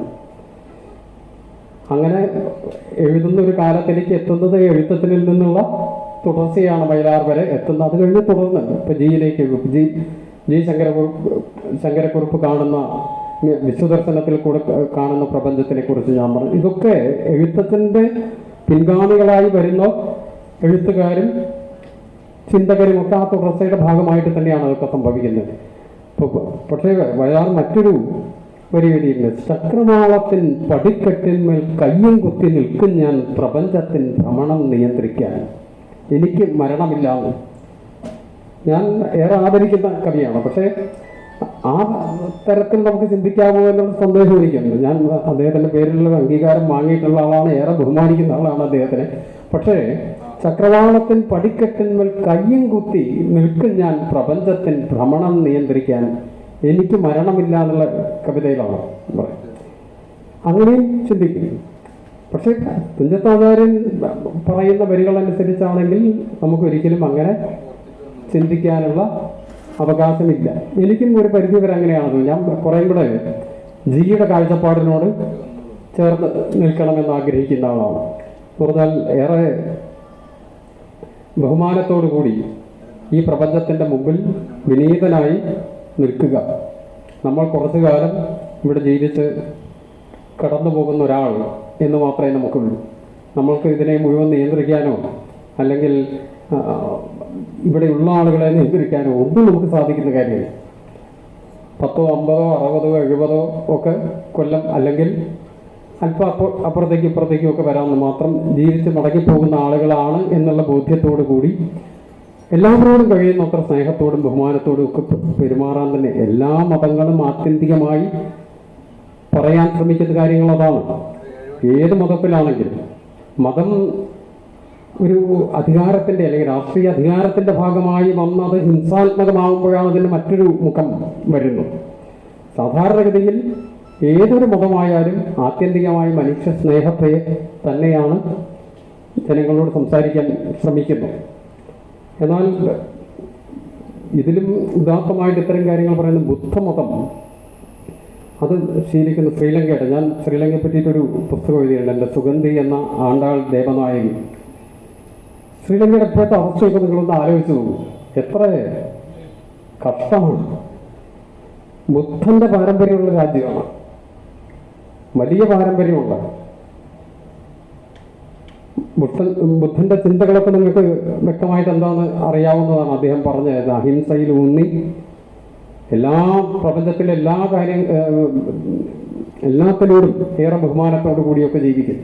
പക്ഷേ ഈ പറഞ്ഞ രാജ്യത്തിൽ വയലൻസ് നിരന്തരം ആവർത്തിക്കുന്ന ഒരു സ്ഥലമായിട്ട് മാറുകയും അഴിമതി, കെടുകാര്യസ്ഥത, സ്വജനപക്ഷപാതം, ഇനി എന്തൊക്കെ പറയാമെന്നറിയില്ല, രാജ്യത്തെ ജനങ്ങളെ വലിയൊരു ദുരിതത്തിലേക്ക് രാജപക്ഷയും കൂട്ടുകാരും എത്തിച്ച കഥയാണ് നമ്മൾ രാമായണത്തിൻ്റെ ഒരു ഭാഗമാണ് ലങ്ക എന്ന് പറയുന്നത്. അല്ല, രാമായണത്തിൽ പറയുന്ന ലങ്ക എന്ന് പറയുന്നത് എവിടെയാണ്? മധ്യപ്രദേശിലെ ഏതൊരു സ്ഥലമാണെന്ന് അങ്ങനെ പറയുന്നുണ്ട്. അത്തരം തർക്കങ്ങളിലേക്ക് പോകാനോ അതിൻ്റെ തെളിവുകളിലേക്ക് എത്താനോ ഒന്നും എനിക്ക് അറിഞ്ഞൂടാ. പക്ഷേ ഈ ലങ്ക വലിയ ഒരു ദുരിതത്തിലേക്ക് എത്തുന്നതിൽ മതം അധികാരത്തിൻ്റെ ഭാഗമായി വന്നതും അത് കടുത്ത അന്ധവിശ്വാസങ്ങളിൽ കൂടെയും അപകടകരമായ അന്യമത വിദ്വേഷത്തിൽ കൂടി പോയതും ഒക്കെ കാരണമാണ്. നമ്മൾ ഈ പ്രപഞ്ചത്തിൽ ജീവിച്ചു പോകുന്നു, മറ്റുള്ളവർ അതുപോലെ തന്നെയാണെന്ന് മനസ്സിലാക്കാനൊന്നും കഴിയാതെ പൂർണ്ണമായിട്ട് അപരവൽക്കരിച്ച് അന്യവൽക്കരിച്ച് വിദ്വേഷത്തിൻ്റെ പ്രയോക്താക്കളായിട്ട് ജീവിച്ചതിൻ്റെ ഒരു ഭാഗമായിട്ടാണ്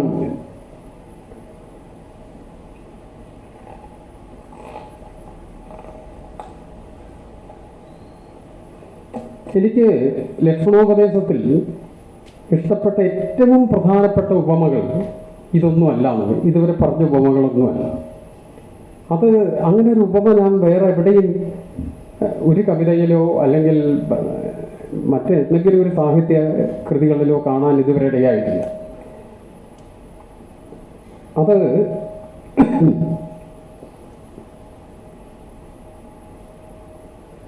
ആമകുംഭാംബു സമാനമായുസ്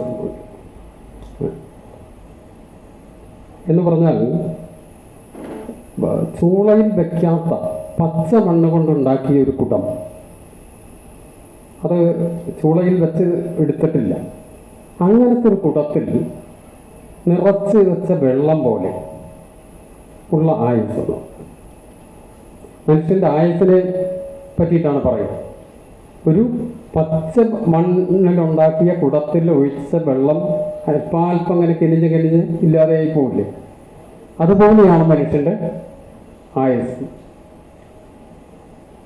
അങ്ങനെ ഒരു ഉപമയെക്കുറിച്ച് ചിന്തിക്കുന്നതിന് അല്ലെങ്കിൽ അത്തരത്തിൽ മനുഷ്യായുസിനെ കുറിച്ച് ചിന്തിക്കുന്നതിന് അല്ലെങ്കിൽ മനുഷ്യ ജീവിതത്തെക്കുറിച്ചൊക്കെ ചിന്തിക്കുന്ന നമ്മൾ അദ്ദേഹത്തിൻ്റെ മുമ്പിൽ തൊഴുത് നമസ്കരിക്കുക എന്ന് മാത്രമേ പറയാറുള്ളൂ, വേറൊന്നും പറയാനില്ല. അത്ര ഇപ്പോൾ നേരത്തെ പറഞ്ഞ പാന്തർ പെരുവഴി അമ്പലമാണെങ്കിലും ബാക്കിയുള്ള ഏത് വരിയെടുത്താലും ഇത്രയ്ക്ക് മഹാനായ ഒരു ചിന്തകൻ്റെ അല്ലെങ്കിൽ ഒരു എഴുത്തുകാരൻ്റെ ഒരു ജ്ഞാനിയുടെ ഒക്കെ ഒരു തുടർച്ചയായിട്ട് നമുക്ക് ഈ മണ്ണിൽ ജനിക്കാനും ജീവിക്കാനും ഒക്കെ കഴിയുന്ന വലിയൊരു ഭാഗ്യമാണ്. നമുക്ക് അത്തരത്തിൽ ചിന്തിക്കാൻ കഴിയും. ഒരു ഉപമ സാർത്ഥകമാകുന്നത് താൻ പറയുന്ന ആ ഒരു കാവ്യപ്രയോഗം വായിക്കുന്ന ആളെ ഒരുപാട് ചിന്തിപ്പിക്കുന്ന സമയത്ത് പല തരത്തിൽ ചിന്തിപ്പിക്കുന്നു.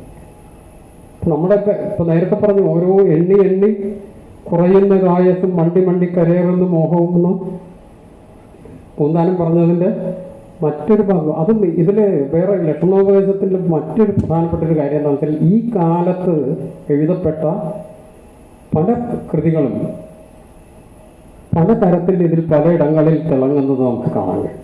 അതിൻ്റെ ഒരു സ്വാധീനമല്ല, ഇതിന്നെല്ലാം സ്വാംശീകരിച്ചുകൊണ്ടാണ് ഇത് എഴുതപ്പെടുന്നത്. ആയുസ്സിനെ കുറിച്ച് പലപ്പോഴും ജ്ഞാനപ്പാനയിലെ പല കാര്യങ്ങളോടും പലയിടങ്ങളിൽ വളരെ കൃത്യമായ ബന്ധം നമുക്കിതിൽ കാണാൻ പറ്റുന്ന കാര്യങ്ങളാണ്. പക്ഷേ ഇതെല്ലാം ആത്യന്തികമായി എത്തുന്നത് ഒരു ബിന്ദുവിലാണ്. എത്ര നിസ്സാരമാണ് നമ്മുടെയൊക്കെ ജീവിതം. ആ നിസ്സാരമായ ജീവിതത്തിൽ, വളരെ ക്ഷണഭംഗുരമായ ജീവിതത്തിൽ കഴിയുന്നത്ര ക്രോധത്തിന് അടിമപ്പെടാതിരിക്കുന്നതാണ്. ലക്ഷണോപദേശത്തിൻ്റെ ഏറ്റവും പ്രധാനപ്പെട്ട ഒരു ഭാഗത്തിൽ 6 വരികളായിട്ടാണ് ഈ ക്രോധത്തിനെ പറ്റി ആവർത്തിച്ച് പറയുക. ക്രോധമാണ് എല്ലാ തരത്തിലുള്ള പ്രശ്നങ്ങളും ഉണ്ടാക്കുന്നത്. ക്രോധം കൊണ്ടാണ് എല്ലാ തരത്തിലുള്ള കലഹങ്ങളും ഉണ്ടാകുന്നത്. ക്രോധം നിങ്ങളുടെ മനസ്സിനെ വിഷമിപ്പിക്കുന്നു. ക്രോധം ഹിംസയുണ്ടാക്കുന്നു. ക്രോധം വെറുപ്പുണ്ടാക്കുന്നു. ക്രോധം ശത്രുവിനെ ഉണ്ടാക്കുന്നു. ക്രോധം കൊണ്ട് ഒരു പ്രശ്നവും പരിഹരിക്കപ്പെടില്ല. ഞാൻ പലയിടത്തും ഞാൻ തന്നെ പറയാൻ ശ്രമിച്ചിട്ടുള്ളൊരു കാര്യമാണ്, ഹിംസ കൊണ്ട് പരിഹരിക്കാവുന്ന ഒരു പ്രശ്നവും ഈ ലോകത്തിലില്ല.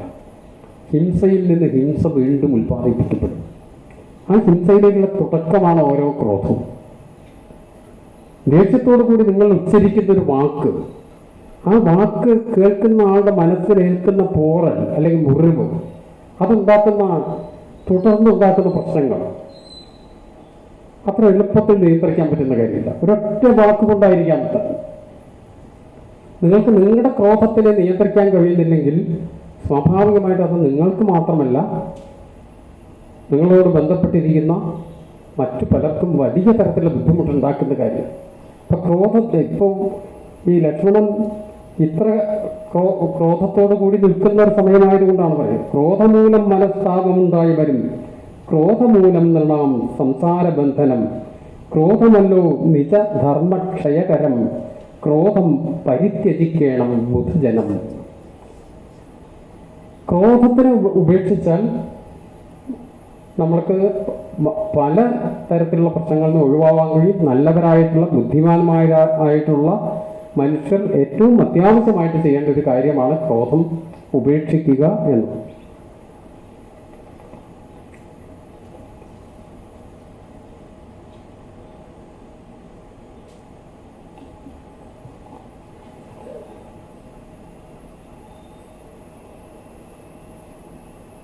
അപ്പോൾ അത്രയും കാര്യങ്ങൾ ഞാൻ കൂടുതൽ വിശദീകരിക്കുന്നില്ല, നിങ്ങൾക്കറിയാവുന്ന കാര്യങ്ങൾ തന്നെയാണ്. ഇങ്ങനെയെല്ലാം പറഞ്ഞുകൊണ്ട് ലക്ഷ്മണനെ ശാന്തനാക്കുകയും പരമാവധി എല്ലാ ക്രോധവും ഉപേക്ഷിച്ച് താൻ കാട്ടിലേക്ക് പോകാൻ ഉള്ള തീരുമാനമെടുക്കുന്നത് വളരെ സ്വാഭാവികമായിട്ട് സംഭവിക്കുന്ന ഒരു കാര്യമാണെന്നും അതിൽ തെറ്റായിട്ടൊന്നുമില്ല എന്നും അതിൽ താൻ തയ്യാറാണെന്നും എന്നെ സംബന്ധിച്ചിടത്തോളം ഈ സിംഹാസനത്തിൽ ഇരിക്കുന്നതും കാട്ടിലേക്ക് പോകുന്നതും തമ്മിൽ യാതൊരു വ്യത്യാസമില്ല എന്നും പറഞ്ഞ് ലക്ഷ്മണനെ ബോധ്യപ്പെടുത്തി അയാളെ ഹിംസയിൽ നിന്ന് പിന്തിരിപ്പിക്കുക എന്നതാണ് ഇത് ചെയ്യുന്ന കാര്യം. അത് വളരെ വളരെ ഭംഗിയായി, സ്വല്പം ദീർഘമാണെങ്കിലും വളരെ ദീർഘമായിട്ടുള്ള ഈ ലക്ഷ്മണോപദേശം എന്നുള്ള ഭാഗത്തിലൂടെ നിർവഹിക്കുകയാണ്. അപ്പം അതിനെ ഇന്നത്തെ ഒരു കാലത്ത് ഇത്തരം കാര്യങ്ങളെ നമ്മൾ എങ്ങനെയാണ് കാണേണ്ടത് എന്നുള്ളൊരു ഭാഗം കൂടി പറയാമെന്നാണ് ഞാൻ വിചാരിക്കുന്നത്.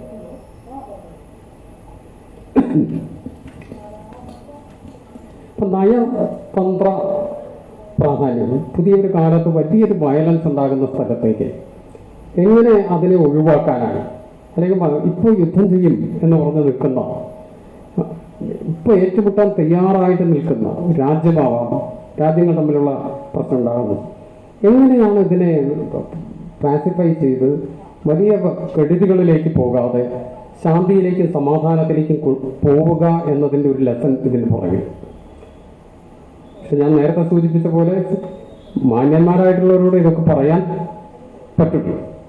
അപ്പുറത്തത് കേൾക്കാൻ തയ്യാറാകുന്ന നമ്മുടെ വാക്കുകൾ, ഇപ്പം സ്വന്തം സഹോദരൻ്റെ ജ്യേഷ്ഠൻ്റെ വാക്കുകൾ കേൾക്കാനും അനുസരിക്കാനും മനസ്സിലാക്കാനും തയ്യാറുള്ള ഒരു അനുജനുള്ളത് കൊണ്ടാണത്. ജ്യേഷ്ഠനോടുള്ള ബഹുമാനം നിലനിർത്തുന്നു. അത്തരം ബന്ധങ്ങളില്ലാത്ത സ്ഥലത്ത് പ്രായോഗികമാവില്ലെങ്കിൽ കൂടി പരസ്പരം അത്തരം ബന്ധങ്ങൾ നിലനിൽക്കുന്ന സ്ഥലങ്ങളിൽ വലിയ ആവേശത്തോടു കൂടിയുള്ള എടുത്തുചാട്ടങ്ങളിലേക്ക് പോകാതെ കണ്ട് മനുഷ്യന്റെ പരമാവധി അത്തരത്തിൽ എടുത്തുചാടുന്നവരോട് പറഞ്ഞ് കാര്യങ്ങൾ വിശദീകരിച്ച് അവരെ അത് മനസ്സിലാക്കി കൊടുത്ത് നല്ല വഴിയിലേക്ക് കൊണ്ടുവരാനുള്ള ഒരു ശ്രമം. ഇത് പലപ്പോഴും നമ്മുടെ സമൂഹത്തിൽ അത്ര കണ്ട് ഉണ്ടാകുന്നു എന്ന് എനിക്ക് തോന്നുന്നില്ല. നേരെ തിരിച്ചാണ് പലപ്പോഴും സംഭവിക്കുന്നത്. എങ്ങനെ ആളുകളെ കൂടുതൽ പ്രകോപിതരാക്കി അവരെ കൂടുതൽ കൂടുതൽ ഹിംസയിലേക്ക് നയിക്കുന്ന രീതികളാണ് നമ്മുടെ സമൂഹത്തിലുള്ളത്. രാമായണത്തിന് ഒരുപാട് ഇന്ത്യയുടെ ഒരു രാജ്യത്തിൻ്റെ അധികാരവുമായിട്ട് ബന്ധപ്പെട്ട് വളരെ കൃത്യമായ ചില ബന്ധങ്ങൾ കൂടിയുണ്ട്. ഏറ്റവും പുതിയ ഒരു കാലത്തെ അധികാരത്തെ നിർണ്ണയിക്കുന്നത് നിശ്ചയിക്കുന്നത് രാമായണവുമായിട്ട് ബന്ധപ്പെട്ട്. രാമായണം നമ്മുടെ സമൂഹത്തിലേക്ക് എങ്ങനെയാണ് കൂടുതൽ ശക്തമായിട്ട് ടെലിവിഷൻ്റെയൊക്കെ സാധ്യത കടന്നു വരുന്നതെന്നും അതിനുശേഷം നമ്മുടെ സമൂഹത്തിൽ ഉണ്ടാകുന്ന വലിയ മാറ്റങ്ങൾ അത് അധികാരത്തിൻ്റെ ഒരു താല്പര്യങ്ങൾക്കനുസരിച്ച് ഇപ്പം നേരത്തെ പറഞ്ഞ പോലെയുള്ള സ്നേഹത്തിനെ കുറിച്ചോ ഭൗതിക നേട്ടങ്ങൾക്ക് യാതൊരു കാര്യമില്ല, നശ്വരമാണ് ജീവിതം എന്നതിനെക്കുറിച്ചൊന്നുമല്ല പ്രീച്ച് ചെയ്യും. നിർഭാഗ്യവശാൽ ഇതെല്ലാം വളരെ ആസൂത്രിതമായിട്ട് മാനിപ്പുലേറ്റ് ചെയ്യപ്പെടുകയും അധികാരത്തിലേക്ക് എത്താനുള്ള വഴിയായിട്ട് മാറുകയും ചെയ്യുന്നതാണ്. വളരെ വേദനിപ്പിക്കുന്ന ഒരു കാര്യമാണ്. ഓരോ പാർലമെന്റ് തെരഞ്ഞെടുപ്പ് വരുമ്പോഴും കൃത്യമായിട്ട് പ്ലാൻ ചെയ്ത് നടപ്പാക്കുന്നത് ഇത് അധികാരം നേടാനോ നേടിയെടുക്കാനോ ഉള്ളൊരു വഴിയായിട്ട്.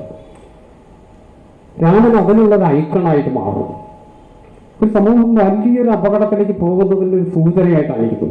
അതാണ് ഞാൻ നേരത്തെ ശ്രീലങ്കയെ കുറിച്ച് പറഞ്ഞപ്പോൾ ബുദ്ധമതത്തിൽ വിശ്വസിച്ച് അല്ലെങ്കിൽ ബുദ്ധമതത്തിന്റെ വഴികളിലൂടെ പോകുന്ന ഒരു രാജ്യം അതിൻ്റെ തുടക്കം മുതൽ ഇതുവരെ വയലൻസിന്റെ ഇരകളാക്കപ്പെട്ടിരുന്നു. 1948 ശ്രീലങ്കയ്ക്ക് സ്വാതന്ത്ര്യം കിട്ടുന്ന സമയത്ത് ജപ്പാൻ കഴിഞ്ഞാൽ ഏറ്റവും സമ്പന്നമായിരുന്ന ഏറ്റവും മുൻപന്തിയിൽ നിന്നിരുന്ന ഒരു രാജ്യമായി വലിയ സൗകര്യങ്ങളുള്ള. ഇപ്പൊ കേരളത്തിലൂടെ ഏകദേശം ഒത്തുനിൽക്കുന്ന വിദ്യാഭ്യാസവും ബാക്കി സൗകര്യങ്ങളുള്ള സ്ഥലമാണ്. പക്ഷേ മതം അധികാരത്തിലേക്ക് അമിതമായി കടന്നു കയറുകയും ഈ അധികാരത്തിൽ ഇരിക്കുന്നവരെ ഇവരുടെ താല്പര്യങ്ങൾക്കും അവരെ അധികാരത്തിലിരിക്കുന്നവരും നേരെ തിരിച്ചു ഉപയോഗിച്ചതിന്റെ ഫലമായിട്ടാണ് ഇത്രയും വലിയൊരു ദുരന്തത്തിലേക്ക് എത്തിയിരിക്കുന്നത്.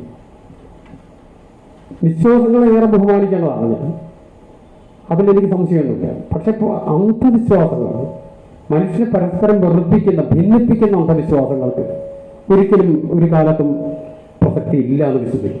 അന്ധവിശ്വാസങ്ങളാണ് ഈ ശ്രീലങ്കയുടെ ഒരു ഉദാഹരണം പറയാൻ വലിയ അപകടത്തിലേക്ക് എത്തിക്കുന്നതിൽ. ആ രാജ്യത്ത് ബുദ്ധമതവുമായി ബന്ധപ്പെട്ട ചില വിചിത്രമായിട്ടുള്ള വിശ്വാസങ്ങൾക്ക് വരെ പങ്കുണ്ടത്. ശ്രീലങ്കയുടെ ദേശീയ ഗാനം എഴുതിയ എഴുത്തുകാരൻ്റെ പേര് ആനന്ദ സമരക്കും. ആനന്ദ സമരക്കും ടാഗോറിൻ്റെ ശിഷ്യനായിട്ട് ശാന്തിനികേതനിൽ ഉണ്ടായിരുന്ന വ്യക്തിയാണ്. അദ്ദേഹം ടാഗോറിനോടാണ് പറയുന്നത് ശ്രീലങ്കയെ പറ്റി ഒരു ഗാനം എഴുതി തരണം, ഒരു ദേശീയ ഗാനം എഴുതി. അപ്പം അത് നീ തന്നെയാണ് അതിന് യോഗ്യൻ, സിംഹള ഭാഷയിൽ എഴുതുമെന്ന് ടാഗോർ പറഞ്ഞതിന് അടിസ്ഥാനത്തിൽ അദ്ദേഹം എഴുതിയ ഗാനം ദേശീയ ഗാനമായിട്ട് ശ്രീലങ്ക സ്വീകരിച്ചധികം താമസിയാതെ അവിടെ കുറേ വയലൻസ് ഒക്കെ ഉണ്ടാവും. ഇത് ദേശീയ ഗാനം സ്വീകരിച്ചതുമായിട്ടൊരു ബന്ധമില്ല. വയലൻസ് ഉണ്ടാകുന്നത് ശ്രീലങ്ക എന്നുള്ള രാജ്യത്തിന്റെ തുടക്കം മുതൽ ഇതുവരെ നടക്കുന്നതും ആ സിംഹള മിത്തുമായിട്ട് ബന്ധപ്പെടുന്ന ഒരു വയലൻസാണ്. ഒരു ചതിയുടെ തുടക്കത്തിൽ നിന്നാണ് സിംഹളമിത്ത് തന്നെ ആരംഭിക്കുന്നത്. സിംഹഭാഗവന്റെ കഥ ഞാൻ അത്ര അതിലേക്ക് പോകുന്നില്ല, ഇത് മാത്രം ഒന്ന് വിശദീകരിക്കാം. ഇദ്ദേഹത്തിന്റെ ദേശീയ ഗാനം തുടങ്ങുന്ന നമോ നമോ മാതാ. ഈ നമോ നമോ മാതാ തുടങ്ങുന്ന ദേശീയ ഗാനം ശ്രീലങ്കയുടെ ഗാനമായിട്ട് സ്വീകരിച്ച് കാരണമാണ് വയലൻസ് ഉണ്ടാകുന്നതെന്നും അവിടുത്തെ പ്രധാനമന്ത്രിക്കും പ്രസിഡന്റിനും വരെ ജീവൻ നഷ്ടപ്പെടുന്ന അവസ്ഥ ഉണ്ടാകുന്നതെന്നൊക്കെ അവിടുത്തെ ബുദ്ധമത സന്യാസിമാർ പറഞ്ഞതനുസരിച്ച് പാർലമെന്റിൽ അത് ചർച്ച ചെയ്തു. പാർലമെന്റ് ചർച്ച ചെയ്തിട്ട് തീരുമാനിക്കുക, ഇതിൽ കാരണമായിട്ട് ഇവർ പറയുന്നുണ്ട്, ഇതിൽ ആദ്യത്തെ അക്ഷരമാണ് എല്ലാ പ്രശ്നത്തിനും. ന എന്നുള്ള അക്ഷരം കൊണ്ടാണ് രാജ്യം ഈ തരത്തിൽ കഷ്ടങ്ങൾ അനുഭവിക്കേണ്ടി വരും. അശുഭ ലക്ഷണമാണ്. അവരുടെ വിശ്വാസം അനുസരിച്ച് ഈ അക്ഷരം അശുഭ ലക്ഷണമുള്ളൊരു അക്ഷരമാണ്, ഹ്രസ്വ അക്ഷരമാണ്. അതുകൊണ്ട് ഇത് മാറ്റിയാലേ ശരിയാവുള്ളൂ. പാർലമെന്റിൽ ചർച്ച ചെയ്ത് തീരുമാനിച്ച ആനന്ദ സമരക്കോണിനോട് ഇത് മാറ്റി എഴുതാൻ ആവശ്യപ്പെടും. ഇത്തരമൊരു അന്ധവിശ്വാസത്തിനെ പറ്റി പാർലമെന്റ് ചർച്ച ചെയ്തു എന്നതാണ് ഏറ്റവും വിചിത്രമായിട്ട് എനിക്ക് തോന്നിയത്. എന്നിട്ട് ആനന്ദ സമരക്കോണിനോട് ഇത് നിങ്ങൾ മാറ്റി എഴുതി തരൂ, ഈ ന എന്നുള്ള അക്ഷരം ഇവിടെ കലാപം ഉണ്ടാക്കും. ഏറ്റവും വിദ്യാസമ്പന്നരായിട്ടുള്ള വളരെ പുരോഗമന സ്വഭാവമുള്ള ഒരു രാജ്യത്തിന്റെ കഥ കൂടിയാണ് പറയുന്നത്. അദ്ദേഹം അത് സമ്മതിക്കുന്നില്ല, പറ്റില്ല, ഞാനാണ് ഇതിന് മുഴുവൻ ഉത്തരവാദി എന്ന് നിങ്ങൾ പറഞ്ഞാൽ ഞാനത് ഏൽക്കാൻ തയ്യാറല്ല. അപ്പോഴും ഇതിന്റെ കോപ്പി റൈറ്റ് സർക്കാരിനുള്ളതാണ്, അതുകൊണ്ട് അവർക്ക് മാറ്റാമെന്നാണ്. എന്നിട്ട് ഗവൺമെന്റ് യൂണിലാറ്ററലായിട്ട് ഏകപക്ഷീയമായി തീരുമാനിക്കുന്നു ഇത് മാറ്റാം. മാറ്റുന്നത് വളരെ ചെറിയൊരു മാറ്റേ വരുത്തുള്ളൂ, വിചിത്രം വലിയ മാറ്റമൊന്നുമില്ല. ശ്രീലങ്ക മാതാ നമോ നമോ മാതാ എന്നാക്കി. പക്ഷേ അത് ഇദ്ദേഹത്തിന്റെ പെർമിഷൻ ഇല്ലാതെയാണ് ചെയ്തത്, എഴുതിയ ആളുടെ പെർമിഷൻ ഇല്ലാതെ. റേഡിയോയിൽ ന്യൂസായിട്ടാണ് അദ്ദേഹം അത് അറിയുന്നത്. ഈ എഴുത്തുകാർ കവികളൊക്കെ വളരെ വൈകാരികമായിട്ട് കാര്യങ്ങളോട് പ്രതികരിക്കുന്നവരും വികാരജീവികളായതുകൊണ്ട് ഇദ്ദേഹം എന്ത് ചെയ്തു എന്ന് വെച്ചാൽ ഒരു കടലാസിൽ എഴുതി വെച്ചു, അവരെൻ്റെ തല വെട്ടി മാറ്റി മറ്റൊന്ന് വെച്ചു, ഇനി ഞാൻ ജീവിച്ചിരിക്കുന്നതിൽ അർത്ഥമില്ല. ഇത് ആത്മഹത്യ. സിംഹളവാചകമാണ്, അതിന് മലയാളമാണ് ഞാൻ പറഞ്ഞു. തല വെട്ടി മാറ്റി മറ്റൊന്ന് വെച്ച് ഞാൻ ജീവിച്ചിരിക്കുന്നതിൽ അർത്ഥമില്ല എന്ന് പറഞ്ഞാൽ ആത്മഹത്യ. ഒരു രാജ്യത്തിൻ്റെ ദേശീയ ഗാനം എഴുതിയാൽ ആ ദേശീയ ഗാനം എഴുതിയതിൻ്റെ പേരിൽ ആത്മഹത്യ ചെയ്തതിൻ്റെ പാരമ്പര്യമുള്ള രാജ്യം, അതിൻ്റെ തുടർന്ന് ബാക്കി എല്ലാ കാര്യങ്ങളും ഇതിൻ്റെ തുടർച്ചയാണ് സംഭവം പല രീതിയിൽ തന്നെ. അപ്പം മതം ഒരു രാജ്യത്തിൻ്റെ ഭരണത്തിൽ അധികാരത്തിൽ അമിതമായിട്ട് കയറി ഇടപെടുകയും അത് വളരെ അപകടകരമായ രീതിയിലേക്ക് രാജ്യത്തെ ജനങ്ങളെ തന്നെ ഒരു ദുരന്തത്തിലേക്ക് എത്തിക്കുകയും ചെയ്യും. ഈ 48-ൽ നിന്ന് 2022 എത്തുമ്പോൾ ശ്രീലങ്ക എവിടെയാണ് എത്തിയത് നിങ്ങൾക്ക് എല്ലാവർക്കും അറിയുന്ന കാര്യം, ഞാൻ വിശദീകരിക്കാമെന്നത് തന്നെ മനസ്സിലാക്കാൻ കഴിയും. ഏതൊരു രാജ്യത്തെ സംബന്ധിച്ചും ഇത് പ്രസക്തമാണ്. നമ്മളേറെ ആദരിക്കുന്ന, ഏറെ ബഹുമാനിക്കുന്ന വിശുദ്ധ ഗ്രന്ഥമാണ് രാമായണം. ഹിന്ദുമത വിശ്വാസികളെ സംബന്ധിച്ചിടത്തോളം ഏറ്റവും വിശുദ്ധമായ ഗ്രന്ഥമാണ്. ഞാനതിനെ ഒരു സാഹിത്യകൃതിയായിട്ട് ചുരുക്കി കാണുന്ന ആളാണ്, വളരെ ബഹുമാനത്തോടെയും ആദരവോടും കൂടിയും കാണുന്ന ആളാണ്. അതുമായി ബന്ധപ്പെട്ട് വിശ്വാസങ്ങളോടും ബഹുമാനമുണ്ട്. പക്ഷേ ഇതിനെ അധികാരത്തിൻ്റെ നേടാനും നിലനിർത്താനും വേണ്ടിയിട്ടുള്ള തന്ത്രങ്ങളുടെ ഒരു സാധ്യതയാക്കി ഉപയോഗിക്കുമ്പോൾ സമൂഹം വലിയൊരു ദുരന്തത്തിലേക്ക് പോകുമോ എന്ന ആശങ്കയും ഉള്ളിലുണ്ട്, വലിയൊരു ഭയം തന്നെ ഉള്ളിലുണ്ട് എന്ന് പറയാം. എന്താണെന്ന് വെച്ചാൽ നമ്മൾ പോകുന്ന വഴി ഇത് കൂടുതൽ തീവ്രമായിട്ടാണ് വന്നുകൊണ്ടിരിക്കുന്നത്. ലക്ഷണോപദേശം പോലെ ഇന്നത്തെ കാലത്തെ ഭരണാധികാരികൾ ഈ ഭീകരമായ തരത്തിൽ ഇത് മാനിപ്പുലേറ്റ് ചെയ്യുന്നവരോട് എന്ത് ഉപദേശമാണ് കൊടുക്കേണ്ടത്, ആര് ഉപദേശം കൊടുക്കുമെന്നറിയാത്ത അവസ്ഥയാണ്. ഉപദേശങ്ങൾ സ്വീകരിക്കുന്ന തരത്തിലല്ല, അധികാരത്തിൻ്റെ ഉന്മാദത്തിലേക്കാണ് ലക്ഷ്യം. ഉപദേശങ്ങൾക്ക് തീരെ പ്രസക്തി ഇല്ലാതെയാണ്, അപ്രസക്തമായിട്ടാണ്. ഈ ശ്രീരാമന്റെ പേരിൽ അല്ലെങ്കിൽ രാമായണത്തിന്റെ പേരിൽ നടക്കുന്ന ഇത്തരം കാര്യങ്ങൾ കാണുമ്പോൾ വളരെ വേദനാജനകമായിട്ടുള്ളൊരവസ്ഥ കൂടി നമ്മുടെ മുമ്പിലുണ്ടാകുന്നു. ഞാൻ കൂടുതൽ ദീർഘിപ്പിക്കുന്നില്ല, അവസാനിപ്പിക്കുകയാണ്. അധ്യാത്മരാമായണം കിളിപ്പാട്ടിലെ ഏറ്റവും ശ്രേഷ്ഠമാണ് എന്ന് ഞാൻ കരുതുന്ന, ഏറ്റവും പവിത്രമാണ്, ഏറ്റവും ചിന്തോദ്ദീപകമാണ് എന്ന് ഞാൻ കരുതുന്ന ഭാഗമാണ് ലക്ഷ്മണോപദേശം. ഞാനതിൽ എല്ലാ വരികളും വിശദമായിട്ട് വായിച്ച് നിങ്ങളോട് വിശദീകരിച്ചില്ല. നിങ്ങൾക്ക് എല്ലാവർക്കും അറിയാവുന്ന ഒരു കാര്യം വീണ്ടും വീണ്ടും ആവർത്തിക്കുന്ന എന്നതുകൊണ്ട് മാത്രമാണത് ചെയ്തത്. എത്രയും ആദരവോടുകൂടിയും ബഹുമാനത്തോടു കൂടിയും ലക്ഷ്മണോപദേശം വായിക്കുക, മനസ്സിലാക്കുക, അത് നമ്മുടെ ഉള്ളിൽ ഉൾക്കൊള്ളുക, അത് നമ്മളെ പലപ്പോഴും വലിയ അന്ധവിശ്വാസങ്ങളിലേക്കോ അല്ലെങ്കിൽ തെറ്റിദ്ധാരണകളിലേക്കോ അമിതാധികാരത്തിനെ കുറിച്ചുള്ള ബോധ്യങ്ങളിലേക്കോ ഒക്കെ അതൊന്ന് മോചിപ്പിക്കും. അത് നമ്മളെ നന്മയിലേക്കും അതുപോലെ മോക്ഷത്തിലേക്കും തന്നെ ആത്യന്തികമായിട്ട് നയിക്കും എന്നാണ് വിശ്വസിക്കുന്നത്. അതിനെല്ലാവർക്കും കഴിയട്ടെ എന്ന് പ്രാർത്ഥിക്കുന്നു. എൻ്റെ ഈ എളിയ വാക്കുകൾ അവസാനിപ്പിക്കുന്നു. നമസ്കാരം.